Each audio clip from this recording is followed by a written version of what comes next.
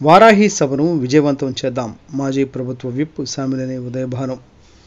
ఎన్టీఆర్ జిల్లా జగ్గైపేట నియోజకవర్గం జగ్గైపేట పట్టణంలో ఈ నెల 3వ తేదీన తిరుపతిలో వారాహి సభలో పాల్గొననున్న ఉప ముఖ్యమంత్రి పవన్ కళ్యాణ్ ఎన్నడూ లేని విధంగా గ్రామ పంచాయతీలకు అత్యధికంగా నిధులు ఒకే కాలంలో 9,000 గ్రామ సభలు నిర్వహించి గిన్నిస్ రికార్డును ఎక్కిన జనసేనాని. ఈ నెల 3వ తేదీన తిరుపతిలో జరగనున్న వారాహి సభకు రాష్ట్ర వ్యాప్తంగా ఉన్న జన సైనికులు అంతా పెద్ద సంఖ్యలో పాల్గొని జయప్రదం చేయాలని మాజీ ప్రభుత్వ విప్ జనసేనాని నాయకులు సామినేని ఉదయభాను పిలుపునిచ్చారు. ఈ సందర్భంగా మంగళవారం సాయంత్రం విజయవాడలోని గురునానక్ కాలనీ నందు ఉదయభాను నివాసంలో విలేకరుల సమావేశంలో ఆయన మాట్లాడారు. జనసేన పార్టీ అధ్యక్షులు AP deputy CM Pawan Kalyan గత 11 రోజులుగా చేపట్టిన ప్రాయశ్చిత్త దీక్ష అనంతరం ఈ నెల 3వ తేదీన తిరుపతిలో వారాహి సభను నిర్వహించనున్నారని తెలిపారు. గాంధీజీ కలలుగన్న గ్రామ స్వరాజ్య స్థాపనకై గ్రామ పంచాయతీ శాఖ మంత్రిగా పదవి తీసుకున్న పవన్ కళ్యాణ్ అత్యంత వేగంగా గ్రామ అభివృద్ధి, పంచాయతీల అభివృద్ధికి చర్యలు తీసుకుంటున్నారు అని అన్నారు. దానిలో భాగంగా ప్రతి పంచాయతీకి ₹1,00,000 సొంత నిధులు కేటాయించడం అభినందనీయం అన్నారు. అలాగే ఏకకాలంలో 9,000 గ్రామ సభలు నిర్వహించి ప్రపంచ రికార్డు సాధించడం రాష్ట్రానికి ఎంతో గర్వకారణం అన్నారు. రాష్ట్ర అభివృద్ధికై పవన్ కళ్యాణ్ చూపిస్తున్న శ్రద్ధను జన సైనికులు ఆదర్శంగా తీసుకుని ముందుకు సాగాలి అని అన్నారు.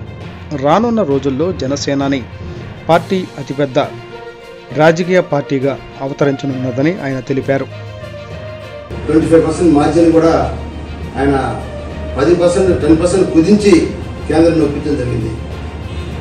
దానివల్ల ప్రతి గ్రామానికి ప్రతి ఇంటికి కూడా ఇంటింటికి పొడాయిల కార్యక్రమం కూడా తప్పకుండా జయప్రదం అవుతుందని చెప్పి మేము ఆశిస్తున్నాం.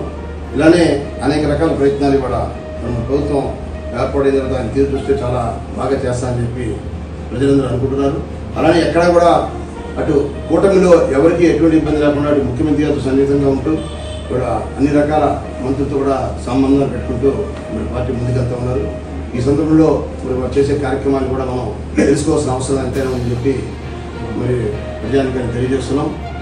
అలానే రేపు ఈ సభలో మరి కార్యక్రమంలో ఈ వారాహి సభని రాష్ట్రం యావత్తు కూడా మరి 13 జిల్లాల నుంచి అంటే పూర్వ 13 జిల్లాలు అంటే వాళ్ళ 26 జిల్లాల నుంచి కూడా జన సైనికులందరూ కూడా కదిలి వచ్చి వాళ్ళ జరిగే వారాహి సభని జయప్రదం చేయాలని చెప్పి మేము వారిని కోరుతాము.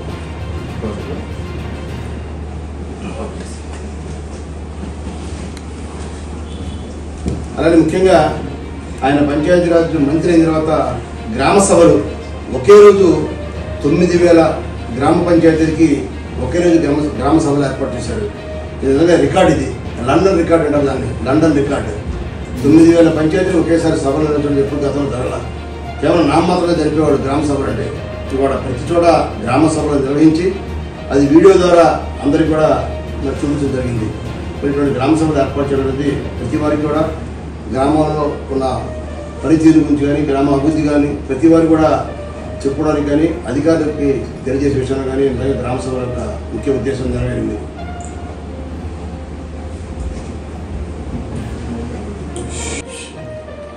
ఈరోజు నేను మొదటిసారిగా జనసేన పార్టీలో చేరిన తర్వాత పాత్రికేయ సమావేశాన్ని మొదటిసారిగా ఏర్పాటు చేయడం జరిగింది విజయవాడలో. రాష్ట్ర జనసేన పార్టీ అధ్యక్షులు రాష్ట్ర ప్రభుత్వ ఉప ముఖ్యమంత్రి వర్యులు శ్రీ పవన్ కళ్యాణ్ గారు గత 10 రోజుల నుండి ప్రాయశ్చిత్త దీక్ష ప్రారంభించి 11 రోజులు అవుతుంది. 11 రోజులు ఈ దీక్ష ప్రారంభించి రేపు దీక్షను నిర్వహించబోతా ఉన్నారు తిరుపతిలో.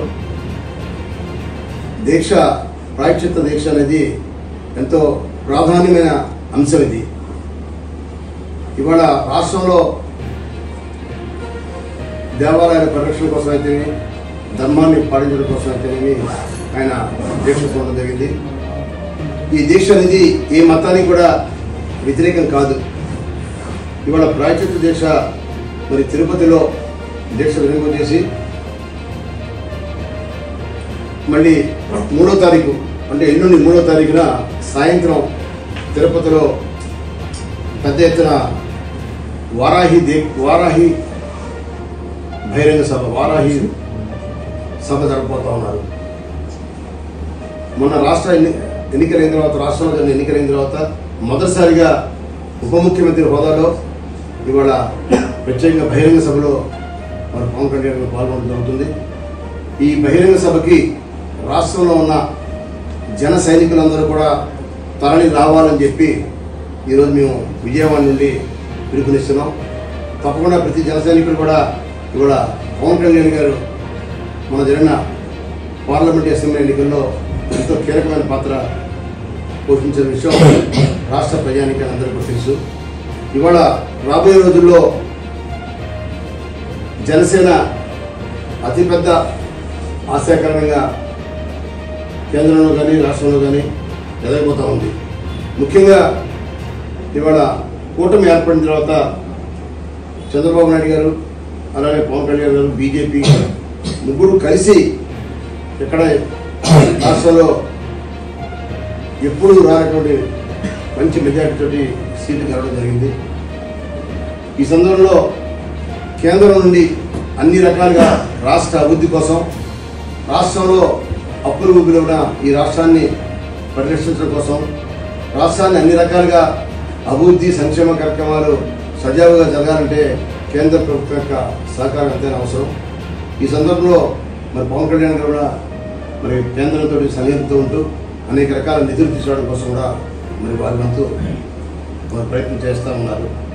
మరి వారు తీసుకున్న మంత్రివర్గంలో కీలకమైన పంచాయతీరాజ్ శాఖ, ఈ పంచాయతీరాజ్ శాఖలో కూడా పెను మార్పులు తీసుకురావడం కోసం ఆయన దాదాపుగా 300 మాసాల నుండి ఆయన చేస్తున్న కృషి ప్రతి వారు కూడా అధికారులు కానీ ప్రజలు కానీ గమనిస్తూ ఉన్నారు.